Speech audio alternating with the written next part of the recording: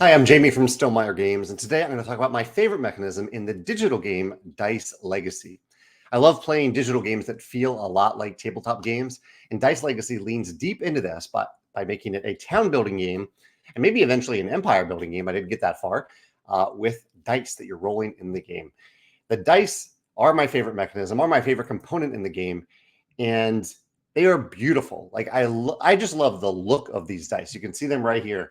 They look like real dice. They almost have a different aesthetic than the rest of the game. They really stand out from the rest of the town. I love the look of the town and the buildings, the isometric view, but the dice themselves, they look like real dice that I genuinely want to roll on the tabletop, and I love that. That's part of it. I love the look of the dice. The dice are the core of the game. So you place these dice. They essentially represent people. They represent the people of your town, and you place dice on different buildings and different places to gather resources. So like here's a die, a certain type of die that you can place in the forest to generate wood. That die is kind of locked into that spot for real time, so like 30 seconds, and then it generates some wood and it comes back to your supply. Other dice do other things, like you can use certain dice to build buildings. There are military dice that you can use to fight. There's exploration dice that you can use to explore new regions. And the gear dice. What did I get? I can't remember what I used the gear dice for. Here's one right there. I can't remember what that was for. Maybe to unlock new technologies and advances. But you're placing dice. They're locking them into place, and then they come back to you. And this is the core part of the dice mechanism, or key part of it, really, not the core part. The core part is the placement part. But a key part of it is when the dice come back to you, they are you have to. They're kind of like faded out for a few minutes and you can't use them. And then they become available for you to use again. And when they do, you can either place them as they are, or you can re-roll them. They come back to you randomly re-rolled.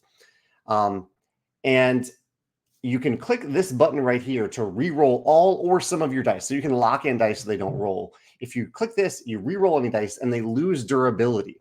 So this is essentially each person's life, each die. The dice are people, so that it's the people's lives. This die has 10 durability left. So every time you re-roll trying to get the icons that you actually want, it loses a little bit of durability. And eventually, if it gets down to 0, you lose that die. Now, the game does something neat with this, which is there's a certain building in the game where you can place dice to rejuvenate them. You place a die there and you place some food there and you rejuvenate them back to a certain amount of life. I'm not sure if it's full durability or just more durability, which is great. So you can focus on certain dice, keeping certain dice alive. I also like, though, that you could choose not to reroll dice all that much, and so their durability doesn't go away, but you might not have the exact icons you want. And if you don't have the exact icons you want, that gives you a reason to build structures that have different icons. So you can see here, I have a lot of different. This player has this is not my game; that's someone else's game. But they have a lot of different icons, a lot of different choices as to where they can place dice. You can also see here that there are different colors of dice. So you start out with the orange dice, and you can upgrade them using different buildings to more specialized, and I would say better dice in general, specialized and better dice.